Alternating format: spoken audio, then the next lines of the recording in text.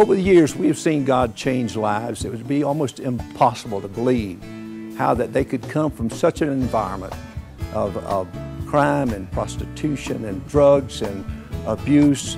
And when we bring them into the environment that we have here in Mitambo, this is the environment where they learn for the first time that there are real human beings out there that care for them.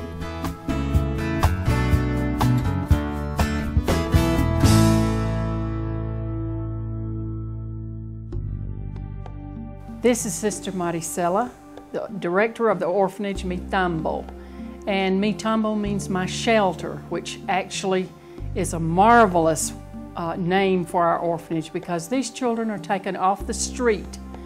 Many of them have no parents, they have no shelter, no hope until we find them. And we put them in phase 1 first, where we can get them off the streets and in an environment that's clean and that's safe.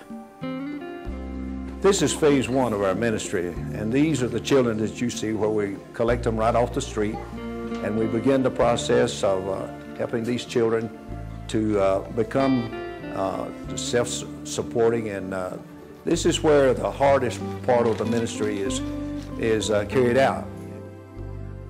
When they come to us and we try to take them off the streets, one of the main things we do is try to put them in a home-type environment. We're trying to change the orphanage-type environment to a cottage-type with a mother and father figure.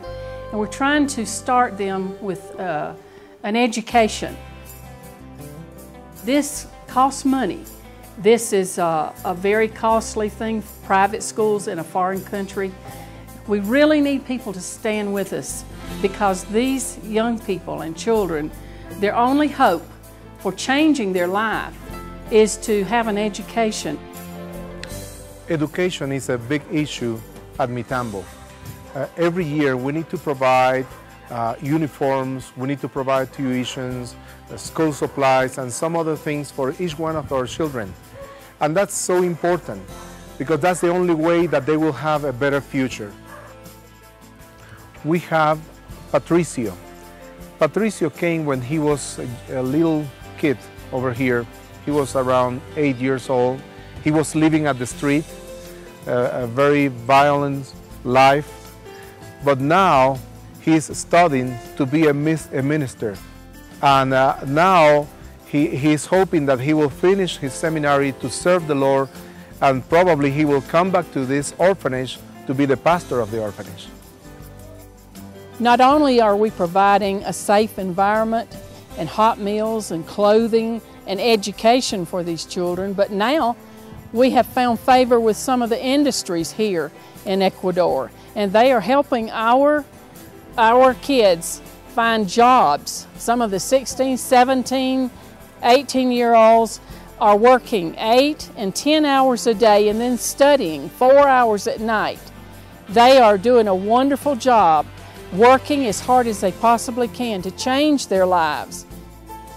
Magali is one of the girls that lives in Mitambo. Her father was murdered in Colombia years ago. Her mother is in prison because of drugs. But Magali is a survivor, and she's a Christian.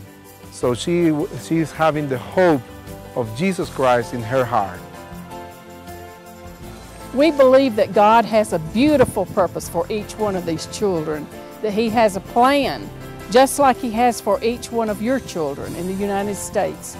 God has a purpose for them, and He wants to change their lives, but their lives can't be changed while they're living on the street in despair, in misery, and poverty, when they're hungry and they have nothing and no hope.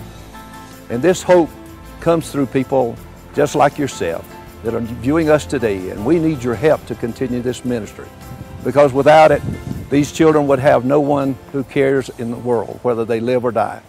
But God's laid them on our heart.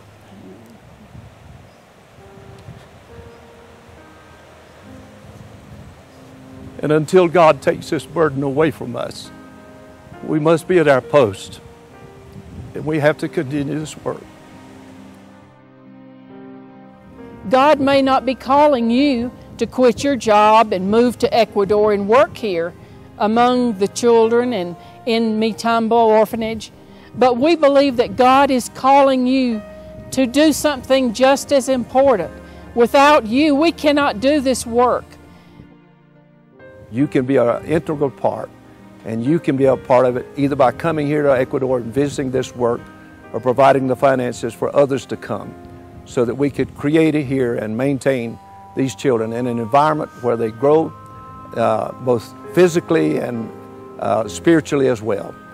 And we ask that you pray, that you sincerely ask God, is there something that I can do to change somebody's life in Ecuador?